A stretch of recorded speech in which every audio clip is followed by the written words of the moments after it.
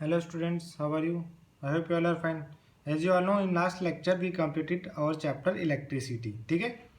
So today what we'll do, we'll start our chapter 10 which is reflection and refraction. ठीक है? तो इस chapter को हम टू पार्ट्स में डिवाइड करेंगे. पहले हम पढ़ेंगे reflection and then we will study refraction. ठीक है? तो ऑलमोस्ट 5 लेक्चर्स तक हम पढ़ेंगे रिफ्लेक्शन एंड उसके बाद हम स्टार्ट करेंगे रिफ्रैक्शन. तो थोड़ा लेंदी हो सकता है ये chapter, but it's a good chapter from numerical point of view also. ठीक है? तो हम स्टार्ट करते हैं. पहले तो हम लाइट के बारे में एक इंट्रोडक्शन ले लेते हैं कि लाइट होती क्या है. ठीक है? Light actually it's a form of energy. Light क्या है? एक एनर्जी की फॉर्म में. और लाइट हमें रिक्वायर्ड है क्योंकि हम ऑब्जेक्ट्स को अगर देख सकें तो उसके लिए किसकी रिक्वायरमेंट होती है? लाइट. अगर आप देख सकते हैं, अगर आप रूम है, डार्क रूम है, उसमें लाइट बंद कर दें, अगर लाइट बंद कर देंगे तो क्या आप किसी ऑब्जेक्ट को देख सकते हैं क्या? नहीं. तो हम क्या कह सकते हैं? Light is needed to see things around us. तो ऑब्जेक्ट्स को देखने के लिए किसकी रिक्वायरमेंट है? लाइट की. ठीक है? अच्छा, अब लाइट क्या करती है? हमें ऑब्जेक्ट्स देखने में हेल्प करती है. या तो हो सकता है कि वो ऑब्जेक्ट्स खुद लाइट एमिट करें, या हो सकता है किसी ऑब्जेक्ट से रिफ्लेक्टेड होके वो लाइट आ रही है. जैसे सपोज आप एग्जांपल लीजिए, सन, टॉर्च, स्टार्स, इलेक्ट्रिक बल्ब, ये सब क्या है? खुद की लाइट एमिट करते हैं, इसलिए इनको क्या बोलते हैं? Luminous objects. अच्छा, ल्यूमिनस ऑब्जेक्ट्स को हम क्यों देख पाते हैं? क्योंकि ये खुद अपनी लाइट्स एमिट करते हैं. ठीक है? ल्यूमिनस, ये जो ऑब्जेक्ट्स होते हैं ना, sun, stars, electric bulb, tubelights, torch, candle, ये सब क्या करते हैं? ल्यूमिनस ऑब्जेक्ट्स होते हैं. तो ल्यूमिनस ऑब्जेक्ट्स क्यों होते हैं? क्योंकि ये अपनी खुद की लाइट एमिट करते हैं. तो हम ल्यूमिनस ऑब्जेक्ट्स को क्यों देख पाते हैं? क्योंकि ये जो लाइट्स एमिट करते हैं ना, वो हमारी आंखों में जब रिफ्लेक्ट करती है तो हम उन्हें देख पाते हैं. अच्छा, अब बात आती है नॉन ल्यूमिनस ऑब्जेक्ट्स की. तो नॉन ल्यूमिनस ऑब्जेक्ट्स क्या होते हैं? कि those objects which do not emit light themselves but only reflect light from which only reflect the light which falls on them. तो नॉन ल्यूमिनस ऑब्जेक्ट्स होते हैं वो खुद की लाइट एमिट नहीं करते, बट वो क्या करते हैं? उन पे जो लाइट पड़ती है ना, उनको रिफ्लेक्ट कर देते हैं और वो रिफ्लेक्ट होके हमारी आंखों पे आती है. ठीक है? तो एग्जांपल ले लीजिए, जैसे फ्लावर, टेबल, चेयर, ट्री. आप चेयर के लाइट एमिट करती है? नहीं, पर आप चेयर को देख पाते हैं. चेयर को आप क्यों देख पाते हैं? क्योंकि जब भी लाइट चेयर पे पड़ती है तो वहां से रिफ्लेक्ट होके वो आपकी आंखों पे आती है, वो आपकी आंखों पे स्ट्राइक करती है तो आप उसे देख पाते हैं. ठीक है? अच्छा, जनरली हम लाइट को क्या कंसीडर करते हैं? कि light travels in a straight line. ठीक है? नोट डाउन कर लीजिएगा आप. अब हम बात करते हैं नेचर ऑफ लाइट के बारे में. इसके बारे में आप डिटेल में फर्दर स्टडीज करेंगे जब 11th-12th में, तब पढ़ जा पाएंगे. अभी के लिए आप ध्यान में रखना है कि लाइट का एक्चुअली डुअल नेचर होता है. ठीक है? क्या होता है लाइट का? Dual nature. तो एक तो वेव नेचर होता है और एक पार्टिकल नेचर होता है. ठीक है? तो वेव थ्योरी क्या कहती है? According to wave theory, light consist of electromagnetic wave which do not require a medium for their propagation. Wave theory क्या कहती है? कि लाइट एक इलेक्ट्रोमैग्नेटिक वेव है जिसे ट्रेवल करने के लिए किसी मीडियम की रिक्वायरमेंट नहीं है. मीन्स अगर वैक्यूम है तो भी लाइट ट्रेवल कर सकती है. अब बात करते हैं पार्टिकल थ्योरी की. पार्टिकल थ्योरी क्या कहती है? कि light is composed of particles which travel in a straight line at very high speed. Particle theory कहती है कि light consist of particles. Light किससे बनी है? पार्टिकल से, जो कि स्ट्रेट लाइन में ट्रेवल करते हैं बहुत ज़्यादा स्पीड पे. ठीक है? सो हम कह सकते हैं कि light has dual nature. Dual means double nature. तो हम it exhibits both wave and particles. ठीक है? तो किसकी प्रॉपर्टी देती, इसमें लाइट में हमें किसकी प्रॉपर्टीज दिखाई देती हैं? वेव्स की भी दिखाई देती हैं और पार्टिकल्स की भी दिखाई देती हैं. ठीक है? अब स्टार्ट करते हैं हम रिफ्लेक्शन ऑफ लाइट. तो पहले तो हम पढ़ लेते हैं कि रिफ्लेक्शन ऑफ लाइट होता क्या है. तो the process of sending back the light rays which fall on the surface of an object is called reflection of light. Means जो किसी ऑब्जेक्ट पे अगर रे पड़ रही है तो उनको वापस रिफ्लेक्ट करना जो होता है ना, उसे हम कहते हैं रिफ्लेक्शन ऑफ लाइट. जैसे आप किसी चेयर पे लाइट रेस पड़ी तो उनको वो रिफ्लेक्ट करती है, तो जो रिफ्लेक्ट करने का जो प्रोसेस है ना, उसे हम कहते हैं रिफ्लेक्शन ऑफ लाइट. ठीक है? अच्छा, अब ऐसा बोला गया है कि जो ऑब्जेक्ट्स पॉलिश्ड होती हैं और जिनकी सरफेस शाइनी होती है ना, वो ज़्यादा लाइट रिफ्लेक्ट करती हैं। किनके कंपैरिजन में? ऐसे ऑब्जेक्ट्स जो कि पॉलिश्ड नहीं होती और डल होती है। मीन्स जो पॉलिश्ड और शाइनिंग ऑब्जेक्ट्स होती हैं वो ज़्यादा लाइट रिफ्लेक्ट करती हैं as compare to surfaces which are not polished और डल सरफेसेस। ठीक है। अच्छा, अब आप देखिए कि एक ऑब्जेक्ट है, वो रूम में किसी भी कोने पे रखा हुआ है पर हम उसको देख पाते हैं। सपोज आप चेयर का एग्जांपल ले लीजिए। आप रूम के किसी भी कोने में चले जाइए, कहीं भी देख लिए, आपको चेयर हमेशा दिखाई देगी। ऐसा क्यों हो रहा है? एक्चुअली होता क्या है कि देखो, चेयर की सरफेस क्या होती है? रफ सरफेस होती है। तो रफ सरफेस है तो वो जो लाइट एमिट करता है, लाइट रिफ्लेक्ट करता है ना, वो हर डायरेक्शन में लाइट को रिफ्लेक्ट करता है। ठीक है। जो जो रफ सरफेसेस होती हैं वो हर डायरेक्शन में लाइट को रिफ्लेक्ट करती हैं। इसलिए आप किसी भी रूम में जाएंगे तो वो रिफ्लेक्टेड राइज आपकी आईज में आएंगी और आप उसे देख सकते हैं। और जो प्लेन मिरर होता है वो एक ही डायरेक्शन में लाइट को रिफ्लेक्ट करता है। ठीक है। तो सपोज जैसे मान लीजिए ये कोई मिरर है, तो ये तो लाइट रे मिरर पे पड़ी, देखो इसका एरो शो करता है इस डायरेक्शन में, it means it is coming to the mirror. Mirror पे आई और यहाँ से रिफ्लेक्ट होके ये रिफ्लेक्ट होगी। ठीक है। तो ये डायग्राम रिप्रेजेंटेशन है इसका रिफ्लेक्शन का। ठीक है। अच्छा, अब बात आती है सिल्वर मेटल के बारे में। सिल्वर मेटल क्या करते हैं, हम उसको बेस्ट रिफ्लेक्टर माना जाता है। ठीक है। सिल्वर मेटल को क्या करते हैं? बेस्ट रिफ्लेक्टर ऑफ लाइट माना जाता है। तो आपके जो मिरर्स होते हैं ना, उसकी बैक साइड पे एक्चुअली आप देखेंगे तो सिल्वर की एक कोटिंग होती है। ठीक है। उस कोटिंग को एक्चुअली वो कोटिंग क्या होती है? निकल जाती है। इसलिए उसको प्रिवेंट करने के लिए हम जनरली क्या करते हैं? रेड पेंट करते हैं। ठीक है। तो जो सिल्वर की कोटिंग होती है उसको प्रोटेक्ट करने के लिए रेड पेंट करते हैं। और जो फिर जैसे ही लाइट फॉल होती है ना, तो जो रिफ्लेक्शन होता है वो सिल्वर कोटिंग होती है ना, वहाँ उसके सिल्वर कोटिंग पे रिफ्लेक्शन होता है और लाइट रिफ्लेक्ट हो जाती है। ठीक है। तो अब बात करते हैं प्लेन मिरर। जनरली हम प्लेन मिरर को ऐसे स्ट्रेट लाइन से रिफ्लेक्ट करते हैं।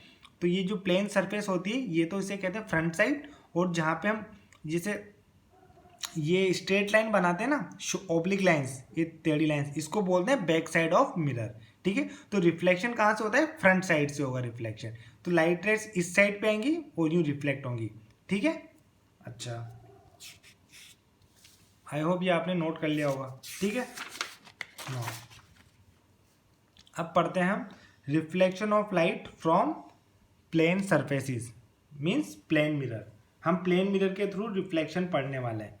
तो उसके लिए उससे क्या होता है एक्चुअली, ये रिफ्लेक्शन होता है ना प्लेन मिरर का, ये दो लॉस फॉलो करता है। ठीक है। उन लॉस को पढ़ने के लिए पहले हमें कुछ टर्म्स होती हैं, उन पे ध्यान देना होगा। जैसे इंसिडेंट रे क्या होती है, रिफ्लेक्टेड रे क्या होती है, एंगल ऑफ इंसिडेंस क्या होता है, एंगल ऑफ रिफ्लेक्शन क्या होता है। तो इन सब टर्म्स को हम वन बाय वन पढ़ेंगे। ठीक है। तो पहले हम पढ़ेंगे इंसिडेंट रे। तो इंसिडेंट रे क्या होती है? A ray of light which falls on the mirror surface is called incident ray. ऐसी रे जो मिरर सरफेस पे स्ट्राइक करती है ना, उसको हम बोलते हैं इंसिडेंट रे। आप ये डायग्राम देखिए, ये आपकी मिरर्स, ठीक है, ये है फ्रंट सरफेस, तो ये इंसिडेंट रे है। तो ये देखो, ये आप आई और यहाँ पे मिरर सरफेस पे स्ट्राइक करी, तो इस रे को हम बोलते हैं इंसिडेंट रे। ठीक है। अच्छा, अब पढ़ते हैं the point eight which incident ray false on the mirror is called point of incidence. Point of incidence क्या होता है? वो पॉइंट मिरर पे जहाँ पर इंसिडेंट रे स्ट्राइक करती है। ठीक है। तो देखिए, तो ये इंसिडेंट रे आई, ये मिरर सरफेस पे स्ट्राइक कहाँ पे करी? ओ पॉइंट पर स्ट्राइक करी, तो ओ पॉइंट को हम क्या बोलते हैं? Point of incidence. ठीक है। अच्छा, अब बात करते हैं रिफ्लेक्टेड रे की। तो a ray of light which is sent back by the mirror is called reflected ray. Reflected ray क्या होती है? वो लाइट की रे जो मिरर से स्ट्राइक करके रिफ्लेक्ट होती है ना, वो उसे बोलते हैं रिफ्लेक्टेड रे। तो ये जो मिरर से स्ट्राइक करा और ये वापस रिफ्लेक्ट होगी, तो इसे हम बोलते हैं रिफ्लेक्टेड रे। ठीक है। अब बात करते हैं नॉर्मल क्या होती है। नॉर्मल एक लाइन होती है जो मिरर सरफेस के परपेंडिकुलर होती है। ये जो नॉर्मल, ये लाइन आपकी नॉर्मल है। ये नॉर्मल लाइन क्या होती है? इस मिरर सरफेस के परपेंडिकुलर होती है एट पॉइंट ऑफ इंसिडेंस। मतलब पॉइंट ऑफ इंसिडेंस पे मिरर सरफेस के परपेंडिकुलर जो लाइन होती है उसे हम नॉर्मल बोलते हैं। ठीक है। अब बात करते हैं एंगल ऑफ इंसिडेंस और एंगल ऑफ रिफ्लेक्शन की। तो angle of incidence is the angle made by incident ray with the normal at point of incidence. मतलब इंसिडेंस रे का नॉर्मल से जो एंगल है उसे बोलते हैं angle of incidence. Reflected ray का नॉर्मल से जो एंगल है उसे बोलते हैं एंगल ऑफ रिफ्लेक्शन। तो एंगल ऑफ इंसिडेंस को हम जनरली आई से रिप्रेजेंट करते हैं, एंगल ऑफ रिफ्लेक्शन को हम आर से, एंगल ऑफ रिफ्लेक्शन को आर से रिप्रेजेंट करते हैं। ठीक है, ये टर्मिनोलॉजीज क्लियर है। अब हम बात करते हैं दो लॉज की। तो दो लॉज होते हैं जो ये फॉलो करते हैं। पहला लॉ कहता है कि इंसिडेंट रे, रिफ्लेक्टेड रे एंड नॉर्मल ये सब एक ही प्लेन में लाई करती हैं। ठीक है, मतलब ये टू डायमेंशनल अगर हमने प्लेन लिया तो इस एक ही प्लेन पे ये तीनों इंसिडेंट रे, रिफ्लेक्टेड रे और नॉर्मल लाई करते हैं। ठीक है, अच्छा सेकंड पॉइंट है, इंपॉर्टेंट है सेकंड लॉ कहता है कि जो एंगल ऑफ रिफ्लेक्शन जो होता है ना वो एंगल ऑफ इंसिडेंस के ऑलवेज इक्वल होता है। It means angle of incidence is always equal to angle of reflection. अच्छा, अब बात आती है, ये अगला पॉइंट ध्यान से पढ़िए। A ray of light which is incident normally on a plane mirror is reflected back along the same path because the angle of incidence as well as angle of reflection for such a ray of light are zero। ये क्या कहना चाह रहा है, जैसे ये आपका mirror है, ठीक है, ये आपकी इंसिडेंट रे है, तो ये पॉइंट ऑफ, ये ओ पॉइंट बोलते हैं पॉइंट ऑफ इंसिडेंस। ठीक है, तो देखो ये आपकी इंसिडेंट रे आई, तो आप देखेंगे कि नॉर्मल भी इसके परपेंडिकुलर, रे of light which is incident normally और परपेंडिकुलरली ऑन अ मिरर। तो ऐसी रे जो मिरर पे परपेंडिकुलर इंटरसेक्ट कर रही है, मतलब इंसिडेंट कर रही है। तो देखो एंगल ऑफ इंसिडेंस कितना होगा यहाँ पे, देखो नॉर्मल तो यही है और रे ऑफ लाइट भी इसी डायरेक्शन में है, तो एंगल ऑफ इंसिडेंस कितना होगा, जीरो। अगर एंगल ऑफ इंसिडेंस जीरो है तो एंगल ऑफ रिफ्लेक्शन भी कितना होगा, हमने सेकंड लॉ पढ़ा है। सेकंड लॉ क्या कहता है, angle of incidence is always equal to angle of reflection. अगर एंगल ऑफ इंसिडेंस जीरो है तो एंगल ऑफ रिफ्लेक्शन भी जीरो होगा। तो अगर रे ऑफ लाइट परपेंडिकुलरली स्ट्राइक करती है मिरर को तो वो सेम डायरेक्शन में रिफ्लेक्ट हो जाती है। एक इंपॉर्टेंट पॉइंट है, क्या कहना चाहता है एक बार फिर बता देता हूँ। अगर कोई रे ऑफ लाइट परपेंडिकुलरली स्ट्राइक करती है मिरर को तो उस केस में एंगल ऑफ इंसिडेंस कितना होता है, जीरो। तो एंगल ऑफ इंसिडेंस जीरो तो एंगल ऑफ रिफ्लेक्शन भी जीरो होगा according to law of reflection. तो एंगल ऑफ रिफ्लेक्शन भी जीरो होगा तो सेम डायरेक्शन में वो रिफ्लेक्ट हो जाती है। ठीक है, अब जो लॉज ऑफ रिफ्लेक्शन है ना ये प्लेन मिरर्स में भी एप्लीकेबल होते हैं और स्पेरिकल मिरर्स में भी एप्लीकेबल होते हैं। स्पेरिकल मिरर्स मीन्स कॉनकेव और कॉन्वेक्स मिरर्स। ये अभी हम नेक्स्ट कुछ फर्दर लेक्चर्स में हम स्पेरिकल मिरर्स भी पढ़ेंगे, कॉनकेव और कॉन्वेक्स मिरर्स। ठीक है, नाउ अब बात करते हैं regular reflection and diffuse reflection of light. अच्छा, तो मैं आपको इसका बेसिक इंट्रोडक्शन समझा देता हूँ। तो जो रेगुलर रिफ्लेक्शन होता है ना स्मूथ सरफेस पे होता है, जो रेगुलर रिफ्लेक्शन होता है वो स्मूथ सरफेस पे होता है। ठीक है, और जो डिफ्यूज रिफ्लेक्शन होता है वो क्या होता है, रफ सरफेस पे होता है। ठीक है, रेगुलर रिफ्लेक्शन जो होता है स्मूथ सरफेस पे होता है और जो डिफ्यूज रिफ्लेक्शन होता है वो रफ सरफेस पे होता है। अच्छा, अब इसका जो कहना जो चाहता है ये वो है कि देखो आप पढ़िए, all the particles of a smooth surface are facing in one direction. जो स्मूथ सरफेस जो होती है ना उसमें जितने भी पार्टिकल्स हैं वो सेम डायरेक्शन में होते हैं। तो इसलिए क्या होता है, जितनी भी रेज आएंगी उन सबके लिए एंगल ऑफ इंसिडेंस क्या होगा, सेम होगा। ये देखिए ये जो स्मूथ सरफेस है, ठीक है, तो इसमें सारे पार्टिकल्स सेम डायरेक्शन में होते हैं, वन डायरेक्शन में।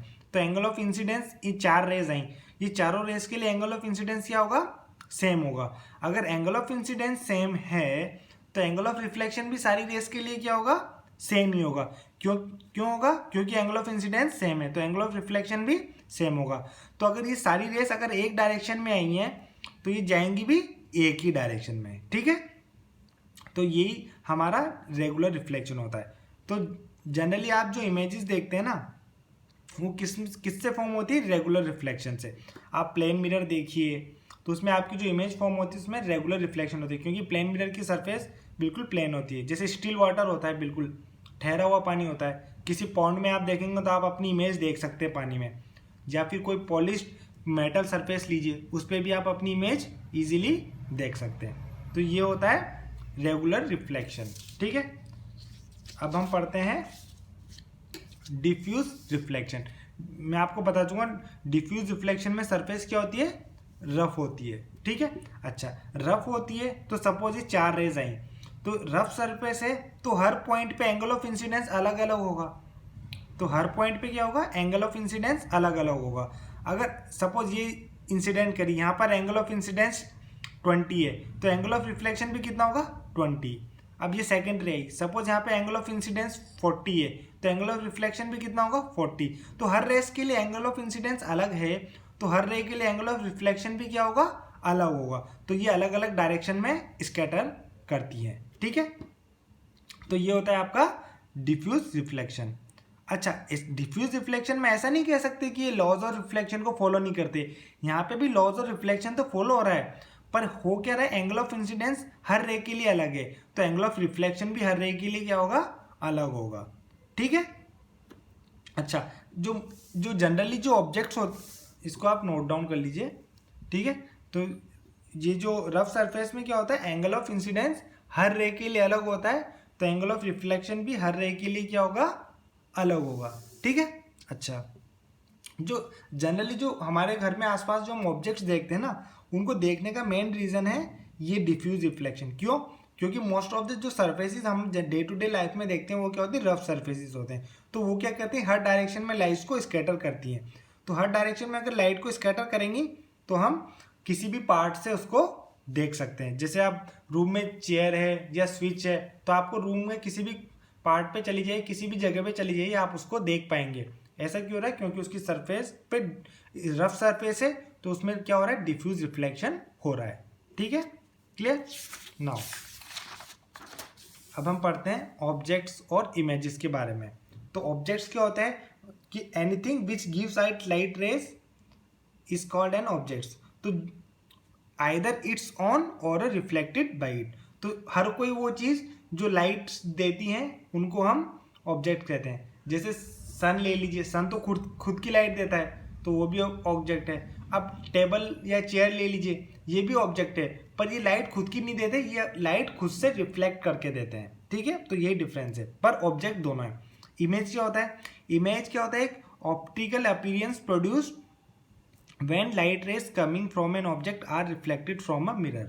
ठीक है, तो इमेज क्या होती है, एक ऑप्टिकल अपीयरेंस होती है जो क्या, जब लाइट रेस जो मिरर से निकलती हैं वो मीट करती हैं तब। ठीक है, अच्छा अब बात करते हैं रियल इमेजेस और वर्चुअल इमेजेस की। ठीक है, आप यहाँ पे अपने लेक्चर में देखेंगे हम हमेशा बात करेंगे रियल इमेज और वर्चुअल इमेज की, तो आपको ये कॉन्सेप्ट समझ में आना चाहिए कि what are real images and what are virtual images. तो real images are formed when rays of light that comes from a object meets at a point after reflection from mirror.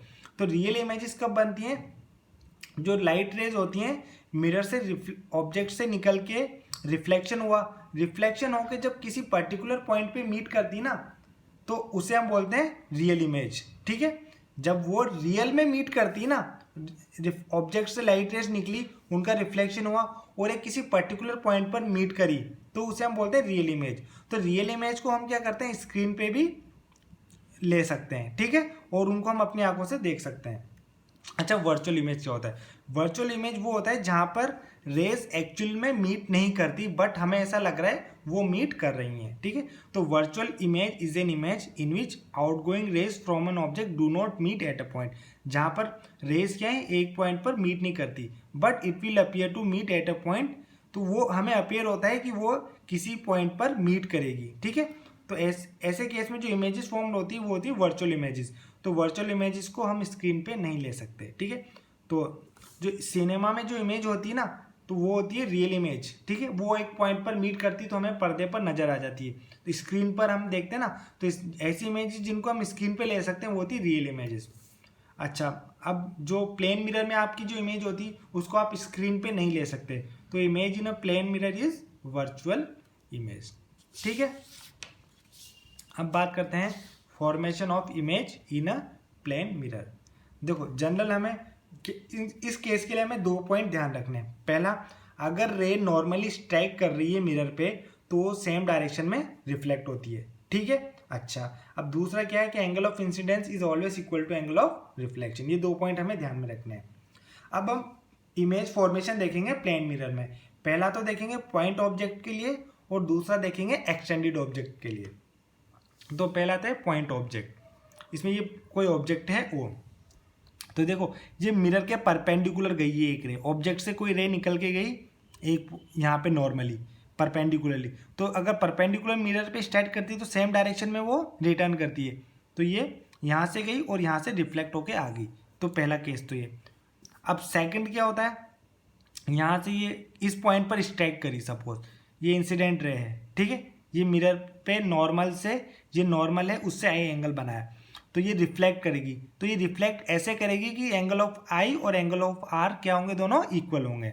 अब देखो ये रे एक तो यहाँ आ रही है और एक रे इस डायरेक्शन में आ रही है, तो ये रे और ये रे कभी मीट कर पाएंगी नहीं, तो मीट नहीं करेंगी तो रियल इमेज होगी क्या, नहीं। पर वर्चुअल इमेज है, वर्चुअल इमेज में हमें क्या होता है, वो हमें अपीयर होता है कि वो मीट कर रही है। तो देखो आप इस रे को, जो रिफ्लेक्टेड रे, इसको आप बैकवर्ड प्रोड्यूस करिए, और वैसे ही ये जो रिफ्लेक्टेड रे हुई ना यहाँ पे, इसको भी बैकवर्ड प्रोड्यूस करिए, तो ये हमें मिलती हुई नजर आएंगी ओ पर। तो इसलिए ये हमें रेज एक्चुअल में मिल नहीं रही है, पर हमें लग रहा है कि यहाँ से ये ओरिजिनेट हुई है, तो इसलिए ये इमेज रियल नहीं है, ये इमेज क्या है, वर्चुअल इमेज, ठीक है। तो ये तो पॉइंट ऑब्जेक्ट के केस में हो गया। अब सपोज आपका ऑब्जेक्ट है कोई बड़ी लेंथ का, सपोज ये आपका ऑब्जेक्ट है ए बी, क्या है आपका ऑब्जेक्ट ए बी। अच्छा, तो वही सेम फॉर्मूला फंडा लगाना है। पहला एक क्या है, अगर नॉर्मली स्ट्राइक करेगी तो सेम डायरेक्शन में आएगी, ठीक है। अब सेकंड क्या हो, नॉर्मल से एंगल ऑफ इंसिडेंस उसने I1 बनाया, तो वो नॉर्मल से ही एंगल R1 बनाते हुए जाएगी, तो ये रिफ्लेक्ट हुई एक और एक ये रिफ्लेक्ट हुई, तो ये आपस में मिलेंगी तो नहीं, पर हम जब इनको पीछे प्रोड्यूस करेंगे ना तो हमें ये ए डैश पर मिलती हुई आएंगी। तो ए पॉइंट की इमेज होगी ए डैश, तो वैसे ही बी से क्या हुआ, ये गई और यहाँ से ये रिफ्लेक्ट होती हुई आई, ठीक है। तो वैसे ही यहाँ से ये गई, स्ट्राइक किया जी पर, तो यहाँ पे रिफ्लेक्ट हो गया, तो I2 और R2 बराबर होंगे क्योंकि according to law of reflection. तो इसको बैकवर्ड प्रोड्यूस किया तो हमें बी डैश पर मिलती नजर आई, तो ए की इमेज होगी ए डैश, बी की इमेज होगी बी डैश, तो ए डैश और बी डैश को ज्वाइन करने पर जो इमेज आती ना उसको बोलते हैं हम इमेज हमारी, ठीक है। तो हमारा ऑब्जेक्ट था ए बी, तो हमारी इमेज हो गई ए डैश बी डैश, ठीक है। तो ये हमारा इमेज फॉर्मेशन हो गया प्लेन मिरर में। अच्छा, अब बात करते हैं जो इमेजेस फॉर्म्ड हुई वो क्या होती है। तो देखो जो मिरर इमेजेस में जो इमेज होती है ना, हमेशा वर्चुअल होती है और इरेक्ट होती है। वर्चुअल का मतलब क्या होता है, जिनको स्क्रीन पे नहीं ला सकते हैं, एक्चुअल में रेज मीट नहीं करते। और इरेक्ट का मतलब देखो, ये आप लास्ट में देखा था आपने, ए ऊपर था तो ए पॉइंट ऊपर है, और बी नीचे है तो बी नीचे है, तो मतलब जैसा ऑब्जेक्ट है वैसा का वैसा ही है। जैसे आप मिरर के सामने खड़े होते हैं तो आपका सर ऊपर है, तो इमेज में भी आपका सर ऊपर आता है, और आपके पैर नीचे हैं तो आपके इमेज में भी पैर नीचे आता है, तो उसे हम कहते हैं इरेक्ट, ठीक है। तो इमेज वर्चुअल और इरेक्ट होती है, और जितनी साइज ऑब्जेक्ट की होती है और इमेज की साइज भी उतनी ही होती है, ठीक है। ये भी एक इंपॉर्टेंट पॉइंट है। और तीसरा पॉइंट है कि object distance is always equal to image distance. ये बहुत इंपॉर्टेंट पॉइंट है। ये क्या कहता है कि आपके ऑब्जेक्ट की मिरर से जितनी दूरी है ना, तो जो इमेज बनेगी ना उसकी भी मिरर से दूरी उतनी ही होगी, ठीक है। ऑब्जेक्ट की मिरर से जितनी डिस्टेंस है, इमेज की भी मिरर से उतनी ही डिस्टेंस होगी, ठीक है। अच्छा, अब एक और चीज़ हम जनरल देखते हैं लेटरल इन्वर्जन मिरर में। लेटरल इन्वर्जन होता क्या है, बेसिकली जैसे आप मिरर के सामने खड़े होते हैं, आप लेफ्ट हैंड रेस करते हैं तो आपको ऐसा लग रहा है इमेज देख के कि आपका राइट हैंड रेस हुआ है, और जब राइट हैंड रेस करते हैं तो आपको ऐसा लगता है आपका लेफ्ट हैंड रेस होता है। तो लेटरल इन्वर्जन यही होता है, लेफ्ट साइड जब राइट साइड हो जाती है और राइट साइड जब लेफ्ट साइड हो जाती है, इसे ही हम लेटरल इन्वर्जन ऑफ इमेज बोलते हैं, ठीक है। जैसे कोई एग्जांपल लीजिए, बी लेटर है, जब आप इसको इमेज में देखेंगे तो ये आपका ऐसा दिखेगा, ये राइट साइड है तो ये लेफ्ट में आ गया, ये लेफ्ट साइड है तो ये राइट साइड में आ गया, ठीक है। तो इसका ये थियोरेटिकल पोर्शन कंप्लीट हो गया। एक न्यूमेरिकल देख लेते हैं। देखो अब न्यूमेरिकल ध्यान से देखिए। न्यूमेरिकल क्या कहता है, David is observing his image in a plane mirror. David अपनी इमेज को प्लेन मिरर में देख रहा है। The distance between mirror and his image is 4 metre. मिरर और उसकी इमेज के बीच डिस्टेंस कितना है, 4 metre. If he moves 1 metre towards the mirror then distance between David and his image will be. अगर वो मिरर की तरफ 1 मीटर और बढ़ जाता है तो उसकी इमेज और ऑब्जेक्ट के बीच में कितनी डिस्टेंस होगी। अब देखो ये मिरर है सपोज, तो आपको क्या बोला गया है, मिरर की और इमेज के बीच कितनी डिस्टेंस है 4 मीटर। मिरर के और इमेज के बीच डिस्टेंस गिवन है आपको 4 मीटर, पर हमें पता है जितनी मिरर से इमेज की डिस्टेंस होती है उतनी ही मिरर से ऑब्जेक्ट की डिस्टेंस होती है। तो अगर ये 4 मीटर है तो ये डिस्टेंस भी कितना होगा 4 मीटर। तो आपको पता चल गया कि डेविड जो कि ऑब्जेक्ट है उसकी दूरी मिरर से कितना है 4 मीटर। अब आपको नेक्स्ट केस में बोला है कि वो मिरर की तरफ 1 मीटर चलता है, तो डेविड की पहले मिरर से डिस्टेंस कितनी थी 4, अब वो मिरर की तरफ 1 मीटर इधर चलेगा, तो डेविड की मिरर से दूरी अब कितनी होगी, सॉरी डेविड की मिरर से दूरी कितनी होगी 3 मीटर रहेगी। पहले 4 थी, अब वो मिरर की तरफ 1 मीटर चला गया तो उसकी डिस्टेंस कितनी होगी 3। तो इमेज की, अब देखो ऑब्जेक्ट की मिरर से डिस्टेंस है 3, तो मिरर से इमेज की डिस्टेंस भी कितनी होगी 3। तो ये 3 है, ये 3 है, तो इमेज की डिस्टेंस कितनी होगी, देखो सॉरी ऑब्जेक्ट और इमेज के बीच डिस्टेंस कितनी होगी 3 + 3, तो ये हो गया 6। तो distance between David and his image equal to 3 + 3 metre 6 metre. ठीक है, I hope this will be clear to you now. ठीक है, थैंक यू।